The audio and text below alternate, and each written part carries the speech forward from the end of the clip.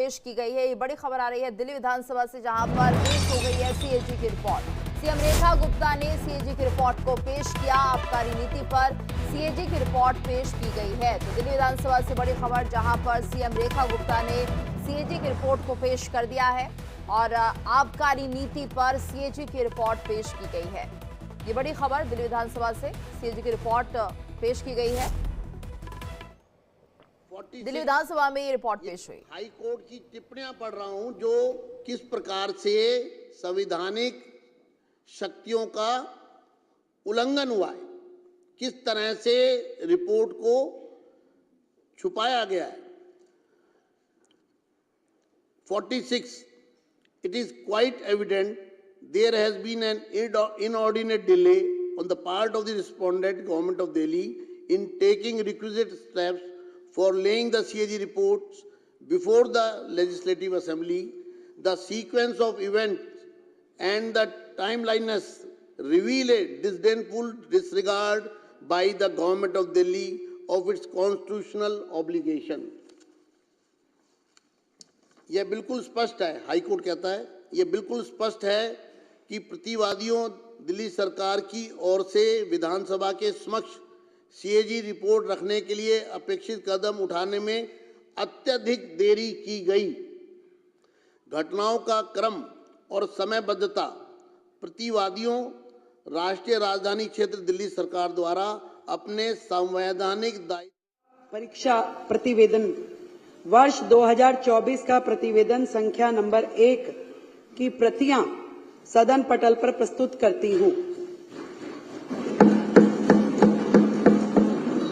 सभी सदस्यों को वितरित की जाए प्रति सीएजी की रिपोर्ट। माननीय सदस्यगण, मैं आपको भारत के नियंत्रक महालेखा परीक्षक की रिपोर्ट को सदन में प्रस्तुत करने से संबंधित पृष्ठभूमि से अवगत कराना चाहता हूं। सदन में सदस्यों को सीएजी रिपोर्ट पर चर्चा करने में सहायता करने के लिए इसको उजागर करना जरूरी है, क्योंकि उक्त रिपोर्ट अब सदन के विचाराधीन है। यह इसलिए भी महत्वपूर्ण है क्योंकि सदन के कई सदस्य पहली बार चुनकर आए हैं और इस पृष्ठभूमि की जानकारी मिलने से उन्हें रचनात्मक ढंग से चर्चा में भाग लेने की में मदद मिलेगी। सीएजी एक संवैधानिक संस्था है जो जवाबदेही है, पारदर्शिता और सुशासन को बढ़ावा देती है। इसे संवैधानिक प्रहरी भी कहा जाता है और इसकी कार्यप्रणाली को माननीय सर्वोच्च न्यायालय ने संविधान की मूल संरचना कहा है।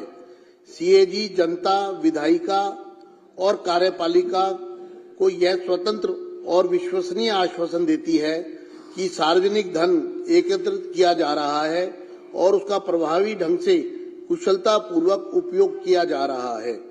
यह आश्चर्यजनक तथ्य है कि वर्ष 17-18 के बाद से 2017-18 से सीएजी की रिपोर्ट को सदन पटल पर प्रस्तुत नहीं किया गया है। इस संबंध में विपक्ष के तत्कालीन नेता अर्थात उस समय मैं विपक्ष का नेता था के नेतृत्व में तत्कालीन विपक्षी विधायकों ने, जो इस सदन के सदस्य भी हैं, उसमें से 5 सदस्य हैं, ने सीएजी रिपोर्ट को सदन में प्रस्तुत करने के लिए माननीय राष्ट्रपति, तत्कालीन विधानसभा अध्यक्ष, तत्कालीन मुख्यमंत्री, वित्त मंत्री और मुख्य सचिव से अनुरोध किया था। राज्य की वित्तीय हालत के बारे में जानकारी प्राप्त करने के लिए बहुत जरूरी था। मैं इस बात से बहुत पीड़ित हूं कि सीएजी रिपोर्ट को दबा दिया गया और पिछली सरकार ने। और इस वक्त हमारे साथ संवाददाता आयुषी भी जुड़ गई है। आयुषी, तो देखिए, जिस तरह से विधानसभा में सीएजी की रिपोर्ट पेश हो गई है और सीएम रेखा ने इस रिपोर्ट को पेश किया है, क्या कुछ है इसके अंदर? जी देखिए, बिल्कुल जिस तरीके से आज का पूरा दिन की शुरुआत ही हंगामे के साथ हुई है। जैसे ही एलजी वीके सक्सेना सदन पहुंचते हैं, अपना अभिभाषण शुरू करते हैं, उसी बीच डॉक्टर भीमराव अंबेडकर की तस्वीर हटाने को लेकर जो बवाल है वो विपक्षी पार्टियां करती हैं। और उसके बाद 12 विधायकों को, यानी कि लीडर ऑफ अपोजिशन आतिशी को मिलाकर 12 विधायकों को सदन से आज पूरे दिन के लिए निष्कासित कर दिया जाता है। और इस बीच में आपको बता दें कि आज सीएजी की रिपोर्ट पेश की गई है और ऐसे में सीएजी की रिपोर्ट की अगर बात कर ले तो कई कई अहम फैक्टर हैं जिसको लेकर जो है आज विधानसभा में सीएजी की रिपोर्ट को लेकर बवाल हो सकता है।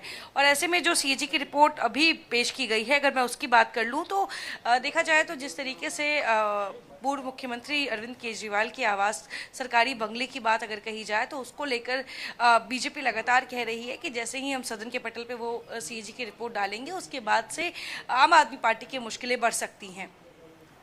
बिल्कुल आयुषी, और यानी ये माना जाए कि उसमें दर पर दर सारे खुलासे हो जाएंगे, क्या कुछ रहा है, क्योंकि आबकारी नीति को लेकर भी यहाँ पर कहा जा रहा है कि सीएजी की रिपोर्ट में उसे भी इंक्लूड किया गया है, आबकारी नीति क्या रही है, और जो सीएम का जो बंगला था उसको लेकर कहा जा रहा है कि उस पर अनावश्यक खर्च किया गया है, कुछ एक्सटेंशन भी उसमें किए गए हैं, तो ये तमाम ऐसी बातें रहेंगी। मोहल्ला क्लिनिक भी इंक्लूड किया गया है।